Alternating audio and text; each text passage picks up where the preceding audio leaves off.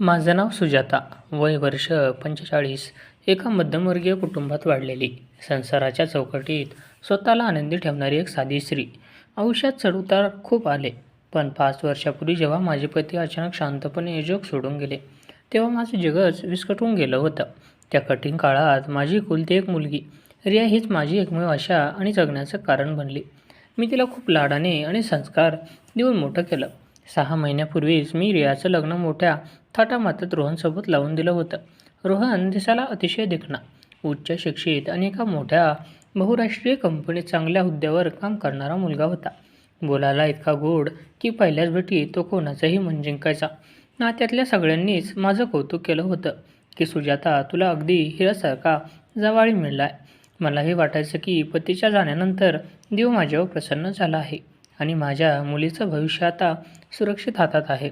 पण लग्नानंतरचे पहिले काही दिवस आनंदाने गेल्यानंतर हळूहळू आमच्या घरात असं काही घडायला लागलं ज्याची मी स्वप्नातही कल्पना केली नव्हती. तेव्हा उन्हाळ्याचे दिवस होते.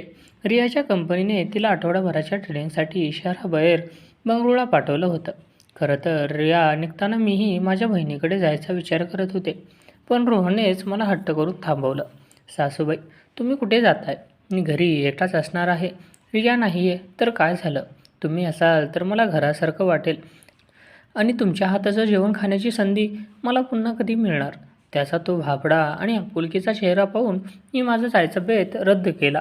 पण हाच निर्णय माझ्या आयुष्यातील एका मोठ्या वादळाची सुरुवात ठरेल असं मला वाटलं नव्हतं. रिया गेल्याच्या दुसऱ्या दिवसापासून रोहनचं वागणं पूर्णपणे बदलायला लागलं. सुरुवातीला मला वाटलं की तो माझा आदर करतोय, पण हळूहळू त्या आदराची जागा एका विचित्र जवळकीने घेतली. सकाळी मी जेव्हा स्वयंपाकघरात चहा बनवत असायचे, तेव्हा रोहन गुपचूप मागे येऊन उभा राहायचा.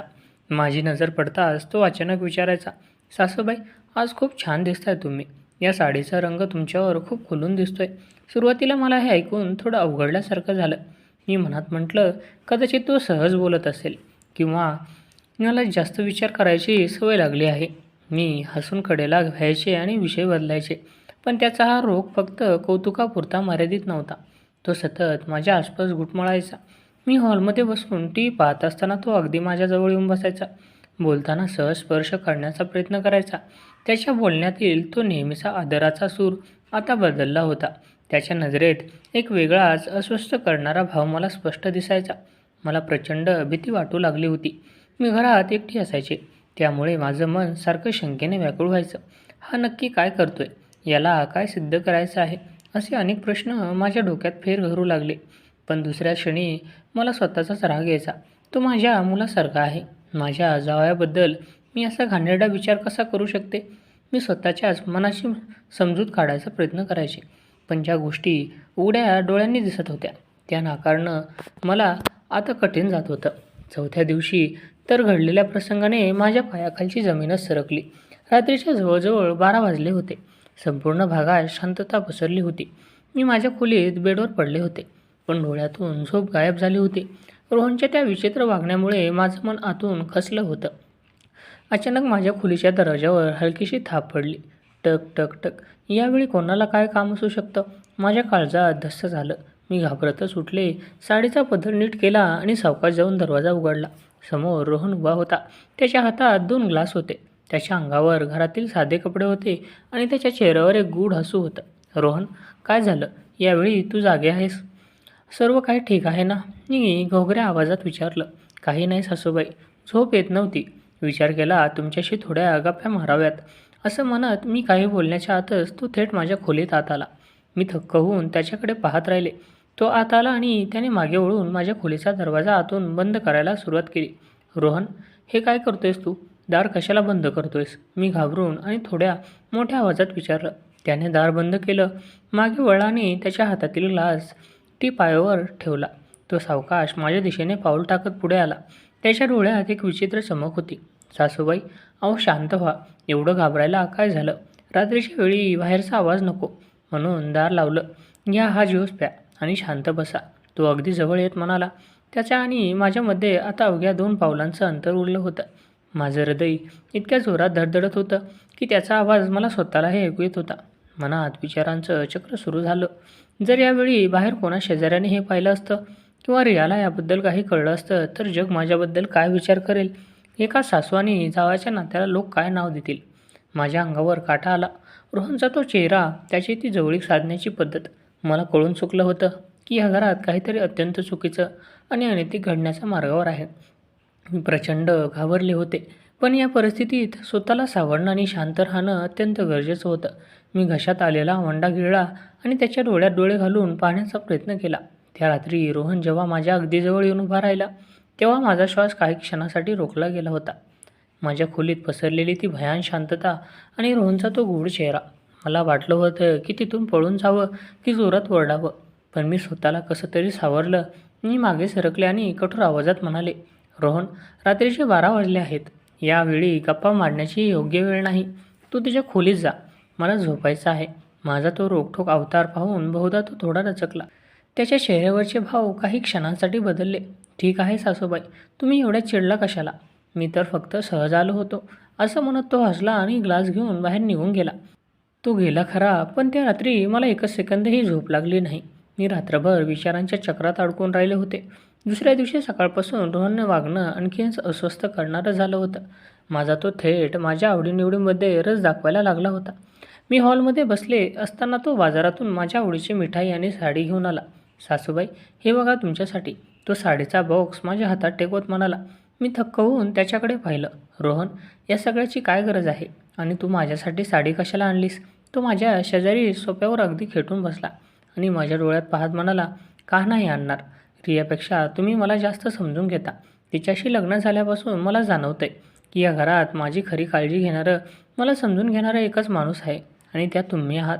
त्याचे हे शब्द ऐकून माझ्या अंगावर काटा आला. एका जावयाने आपल्या सासूला असं म्हणावं, हा तर उघड उघड मर्यादेचा भंग होता. मला त्याचा इतका तीव्र संताप आला की वाटलं त्या क्षणी त्याच्या तोंडावर मारून त्याला घरातून बाहेर हाकलून द्यावं. पण मी स्वतःवर संयम ठेवला. मला अचानक जाणवलं की जर मी आत्ताच आरडाओरडा केला तर तो उलट माझ्यावरच आरोप करेल. रियाची आईच माझ्याकडे वेगळ्या नजरेने पाहत होती, असं म्हणून तो माझा आणि रियाचं आयुष्य उद्ध्वस्त करू शकतो. त्यामुळे मी गप्प राहायला मार्ग निवडला. बाहेरून पाहणाऱ्या कोणत्याही माणसाला हेच वाटलं असतं की मी रोहनच्या या बोलण्याला आणि भेटवस्तूंना मूकसंमती देत आहे. मी त्याच्या जाळ्यात हळूहळू अडकत चालले आहे, असं चित्र तयार होत होतं. पण माझ्या मनात काय सुरू होतं हे फक्त मलाच माहीत होतं. 5व्या दिवशी दुपारी उन्हाचा तडाखा खूप वाढला होता. सर्वत्र सामसूम होती. मी माझ्या खोलीत विश्रांती घेत होतो. तितक्यात रोहनने माझ्या खोलीच्या बाहेर आला. सासूबाई, जरा माझ्या खोलीत या ना, खूप महत्त्वाचं काम आहे. तो अगदी हळूच पण आग्रही आवाजात म्हणाला. त्याच्या आवाजातला तो बदल मी ओळखला. माझं मन सांगत होतं की आज काहीतरी मोठा प्रसंग घडणार आहे.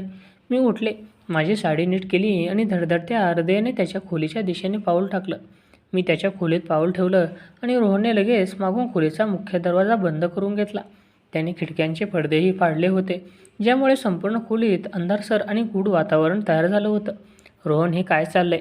तू दार का लावलंस? मी घाबरल्याचे नाटक करत विचारलं. तो काहीच बोलला नाही. तो सावकाश माझ्याजवळ आला. त्याने माझा हात धरला. त्याचा स्पर्श मला अतिशय नकोसा वाटत होता, पण मी माझा हात सोडवला नाही. त्याने मला बेडवर बसवलं आणि तो स्वतः माझ्या अगदी शेजारी बसला. त्याच्या आणि माझ्यामध्ये आता काहीच अंतर उरलं नव्हतं. तो माझ्या अत्यंत जवळ झुकला. त्याचा श्वास मला माझ्या चेहऱ्यावर जाणवत होता. सासूबाई, आता वेळ आली आहे. तो अगदी फुसफुसत माझ्या कानाजवळ येऊन म्हणाला, आपण हे काम आजच पूर्ण करायला हवं. रिया यायच्या आत हे सर्व संपलं पाहिजे. आणि लक्षात ठेवा, या खोलीत काय घडतंय ते कोणालाही, अगदी कोणालाही कळता कामा नये. एका स्त्रीसाठी ही अत्यंत भयानक आणि नाजूक परिस्थिती होती.